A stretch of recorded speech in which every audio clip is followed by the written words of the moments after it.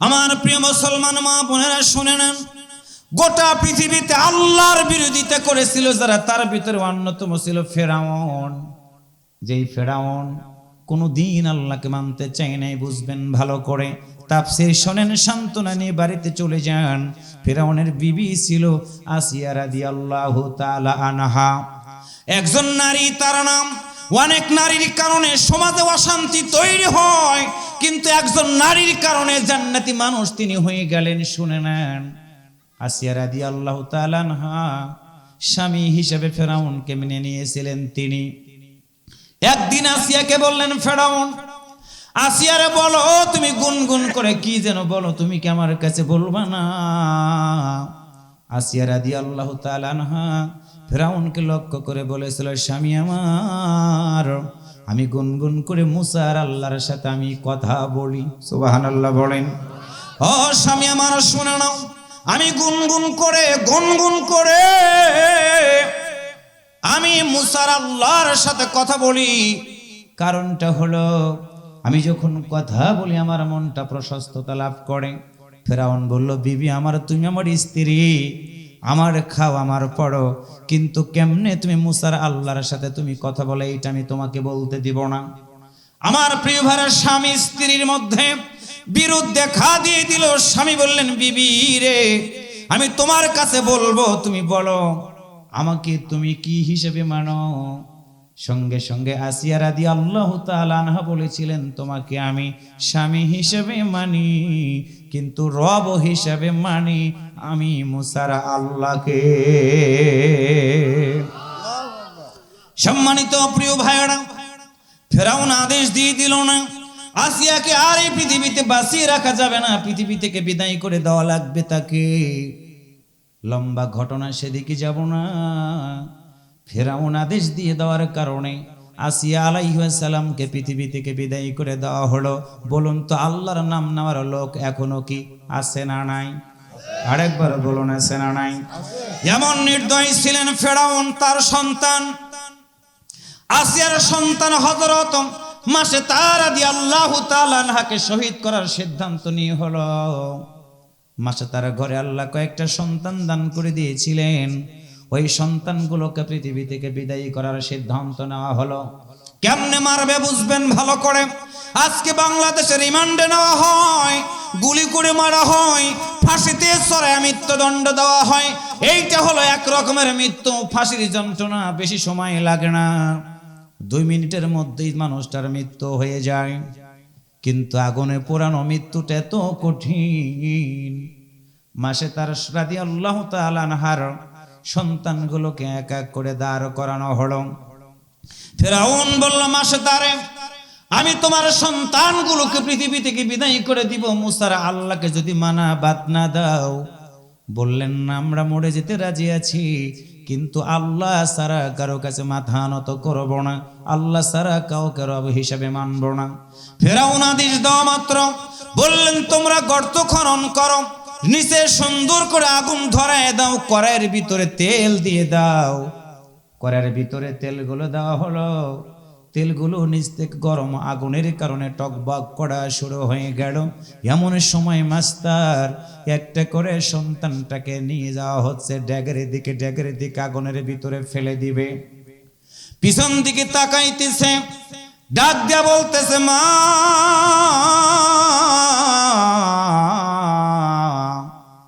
তুমি কি ভাবতেছো আমি আগুনের দিকে যাইতেছি? মা, কোনো মা চাই না তার সন্তান বিপদের মধ্যে পড়ুক। মা সবচেয়ে কষ্ট পায় ওই সময় যেই সন্তান মায়ের সামনে আঘাত করে। কোনো বাবার সন্তানকে অন্য লোকেরা যদি বাবার সামনে মারে, বাবা সইতে পারে না, মাও সইতে পারে না। এমন সময় মাস্তা তাকায় দেখে তার সন্তানগুলোকে আগুনের ভিতরে ফেলে দেওয়া হবে। আমার প্রিয় ভাইয়েরা, মা বোনেরা, যুবকেরা, মাসেতা রাদিয়াল্লাহু তাআলা আনহা ডেক্সির আগুনের দিকে তাকায়, গরম তেলের দিকে তাকায়া চোখের পানি ছেড়ে দিয়ে কাঁদে। ডিলের টেকের দিকে সুন্দর করে হেঁটে যাচ্ছে কলিজার টুকরার সন্তানেরা। মায়ের দিকে তাকায়া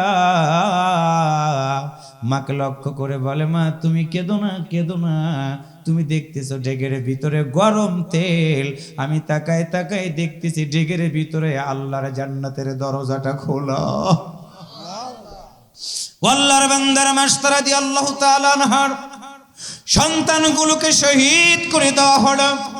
এই জন্য বুঝবেন ভালো করে, ঢেকের ভিতরে দৌড়াইতেছে, গরম তেল দেখে না, দেখেছে আল্লাহর জান্নাত। আমরাও পত্রিকা পড়েছি রে, অনেক ইতিহাস আমরাও জেনেছি। আল্লাহর বান্দারাও মৃত্যুর দিকে দৌড়াইছে, হেঁটে হেঁটে যায় নাই, দৌড়াইছে। তারা তাফসীর পড়ে দেখেছি, তারা শুধু ফাঁসির দড়ি দেখে নাই, আমার বিশ্বাস তারা আল্লাহর জান্নাতের দরজাটা খোলা দেখেছে। মুসলমানরা শুনে নাও, আল্লাহকে রব হিসাবে মেনে নিয়েছিলেন ইব্রাহিম আলাইহিস সালাম। মুসলমানদের জন্য সবচেয়ে বড় সুসংবাদ হলো মুসলিম জাতির পিতা হলো ইব্রাহিম আলাইহিস সালাম। মুসলমানরা সেই মুসলিম জাতির পিতাকে আজকে ভুলে গেছে রে ভাই, মুসলিম জাতির পিতাকে মানতে চায় না। মনে রাখবা, মুসলিম জাতির পিতা ইব্রাহিম আলাইহিস সালাম রব হিসাবে মেনে নিয়েছিলেন আল্লাহকে। একটু আল্লাহু আকবার জোরে বলেন। ইব্রাহিম আলাইহিস সালামকে রব হিসাবে মানতে দিবে না। এক নাম্বার বাধা দিয়েছিল নমরুদ। নমরুদ বলেছিল, ইব্রাহিম রে, তুমি যদি আল্লাহকে রব হিসেবে মানো, তুমি জানো না আমি নমরুদ সিদ্ধান্ত নিয়েছি পৃথিবীর বুকে যতগুলো দামি গাছ আছে, দামি কাঠ আছে, সবগুলো কাঠ দিয়ে আমি একটা আগুনের কুণ্ডলিকা তৈরি করব। তোমাকে এমন ভাবে মারবো না ইব্রাহিম, তোমার বংশধর লোকেরা কোনোদিন আর ইসলামের কথা বলতে পারবে না, আল্লাহকে রব হিসেবে মানার কথা বলতে পারবে না। তুমি বলো আমি নমরুদের কথাটাকে মানবা নাকি তোমার আল্লাহর কথাগুলো শুনবা? ইব্রাহিম আলাইহিস সালাম তাকায় দেখে নমরুদের লোকেরা কাঠ জোগাড় করে সুন্দর করে আগুনের কুণ্ডলি তৈরি করেছে, সেখানে ফেলে দিবে। আমার প্রিয় ভাই, লম্বা ঘটনা, সেই দিকে যাব না। ইব্রাহিম আলাইহিস সালাম একবার আগুনের দিকে তাকায়, আর একবার তার বাবার দিকে তাকায়। তার বাবাকে নমরুদ ডাক দেয়, বলে ইব্রাহিমের বাবা, আমরা এতগুলো মানুষ দেখতে পাইতেছি, তোমার সন্তানটাকে আগুনের ভিতরে ফেলে দেব, কিন্তু পারতেছি না। ইব্রাহিমের বাবা, তুমি শুনে নাও, তুমি তোমার সন্তানটাকে আগুনের ভিতরে যদি ফেলে দিতে পারো, উপহার অনেক দান করে দিব, তুমি কোনোদিন চিন্তা করবা না। ইসলামের সাথে আপন বাবার সম্পর্ক কিন্তু এক হয় না, বিরোধ হয়। প্রমাণ দেখিয়ে দিয়েছেন মুসলিম জাতির পিতা ইব্রাহিম আলাইহিস সালাম। একটু আওয়াজ করে বলুন তো, আমাদের মুসলিম জাতির পিতা কে? আর একবার বলেন কে? ইব্রাহিম আলাইহিস সালাম তাকায় দেখলেন তার পিতাও আছে নমরুদের দলে। সড়ক তৈরি করা হলো। হিন্দুরা যে সড়ক পূজা করে, অনেক মুসলমানেরা সড়ক পূজা দেখতে চায়। আল্লাহর কসম করে বললাম, তুমি যদি মুসলমান হও, আল্লাহকে যদি রব হিসাবে মানো, কোনোদিন তুমি সেখানে যেতে পারবা না। ইব্রাহিম আলাইহিস সালামকে ঠিক একটা সড়কের মতো বানায়া আমার ভাইরা চেষ্টা করলো, ওখানে ফেলবে, পারলো না। ইতিমধ্যে শয়তান এসে নমরুদকে ডাক দেয়, বলল, তুমি এরকম করে পারবা না, ইব্রাহিমের শরীর থেকে পোশাকগুলো খুলে নাও, উলঙ্গ না করা পর্যন্ত ইব্রাহিমের আল্লাহর রহমতের ফেরেশতা এখান থেকে দূরে সরে যাবে না। আমার প্রিয় ভাইরা, তাই করা হলো। আল্লাহর পক্ষ থেকে জান্নাতি কাপড় ইব্রাহিম আলাইহিস সালামকে পরায়া দেওয়া হলো। আল্লাহু আকবার জোরে বলেন। নমরুদ বলল, ও ইব্রাহিমের বাবা, সড়কের রশিটা তুমিও ধরো। ইব্রাহিম আলাইহিস সালাম এতক্ষণ স্থির ছিলেন, কোনো কথা বলেন নাই। যখন দেখলেন তার বাবা তারেক, দুইটা বর্ণনা, একটা হলো তারেক ছিল তার নাম, আর একটা হলো আজর। আজর নামক মূর্তি ঘাড়ের উপরে রাখার কারণে তার নামটা হয়েছিল আজর। ইব্রাহিম আলাইহিস সালাম একবার আগুনের দিকে তাকায়, আর একবার দেখে তার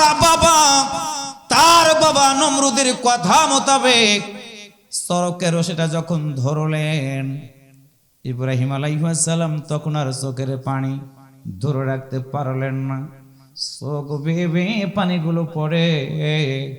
নমরুদ বলল, ইব্রাহিম রে, বুঝতে পেরেছি আমি তুমি মৃত্যুর ভয়ে চোখের পানি ছেড়ে দিয়েছো, তোমাকে অপশন দিয়ে দিলাম, আমার মতো নমরুদের কথাগুলো তুমি শোনো, তোমাকে আমি কখনো আগুনের ভিতরে ফেলতে দিব না, এখান থেকে তোমাকে মুক্ত করে দিয়ে দিব, তুমি তোমার আল্লাহর সাথে কথা বলো, আমাকে রব হিসেবে তুমি মেনে নাও। মুসলিম জাতির পিতা ইব্রাহিম আলাইহিস সালাম বলেন, নমরুদরে আমি আমার মৃত্যুর ভয়ে কাঁদি না।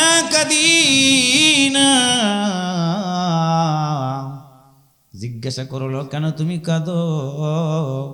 ইব্রাহিম আলাইহিস সালাম বলো, কাঁদতেছি একটা কারণে, সেটা হলো যেই বাবা আমার জন্ম